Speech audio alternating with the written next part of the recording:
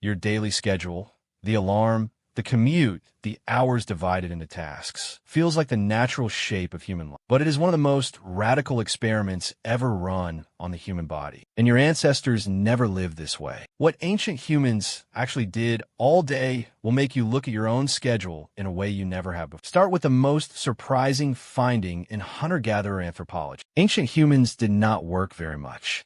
This sounds wrong. Surely survival required constant effort? The data says otherwise. Anthropologist Richard Lee's studies of the Kung San people of the Kalahari found that adults spent on average between 3 and 5 hours per day in direct food-getting activities. Not 8, not 10, 3 to 5. The rest of the day was, by modern standards, completely unstructured. This does not mean they were lazy. It means they were efficient in a way the industrial world dismantled entirely. So what actually filled those unstructured hours? The answer starts before sunrise. Human circadian rhythms, studied by sleep researcher Jerome Siegel across traditional societies in Africa and South America, show that pre-industrial humans woke near sunrise, stayed active through the morning, rested during the hottest part of the day, then became active again in the late afternoon. The aggressive, all-day wakefulness modern life demands is not the natural state of the human body. It is an adaptation to artificial lighting and economic pressure. Morning was when serious work happened, and the scale of it will surprise you. Hunting parties left before first light. Gathering groups moved out to collect roots, tubers,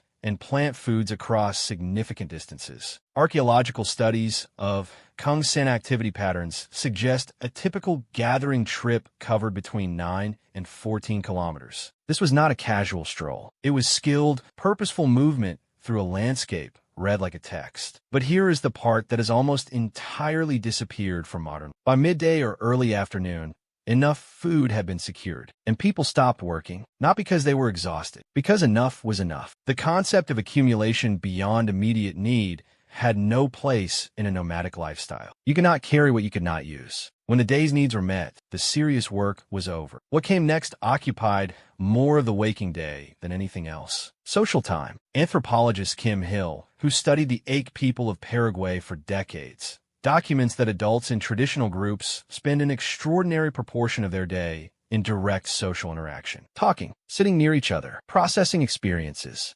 managing relationships, resolving tensions before they became conflicts. This is not time waste. This is the central work of being a social primate. The health consequences of social isolation are now understood to be as severe as those of smoking. Your ancestors were never isolated. They lived in groups of 20 to 50 people and spent most of their unstructured time in close proximity to others. And then came something your body still wants every single day, but your schedule refuses to allow. Midday rest. The post-lunch dip in alertness you fight every afternoon is not weakness. It is a natural feature of human circadian physiology, documented across dozens of traditional cultures that treated afternoon rest as a matter of course. Your ancestors' schedules always included it. Yours almost certainly does not. Afternoon brought a second wave of activity, but nothing like what modern work looks like. Children played. Adults worked on craft, tool making, basketry, and hide preparation. Activities requiring skill and attention, but done socially. In groups, with conversation running alongside them. The rigid distinction between work and leisure that modern life enforces simply did not exist. Making something useful while talking to someone you care about is an entirely different experience from sitting alone at a desk. And then came the part of the day that researchers consistently describe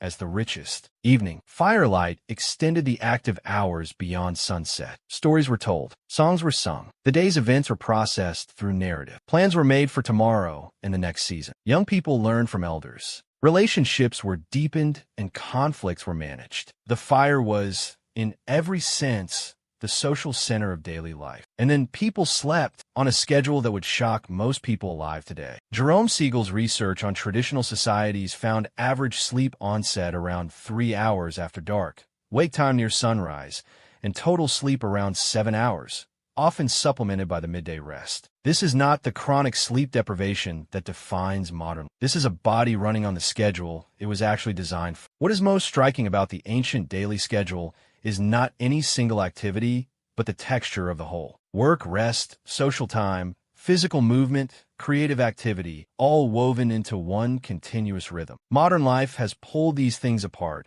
and placed them in competition. You work when you should be resting. You scroll when you should be present. You exercise as a separate project from living. Your ancestors did not optimize their days. They lived them fully in the rhythm the human body was designed for. And the research consistently shows that rhythm produced healthier bodies, lower stress, better sleep, and richer relationships than schedule most people in the modern world actually live. You have a schedule. Your ancestors had a rhythm, and that rhythm is still running inside you right now, pulling quietly against everything the modern world asks you to do instead.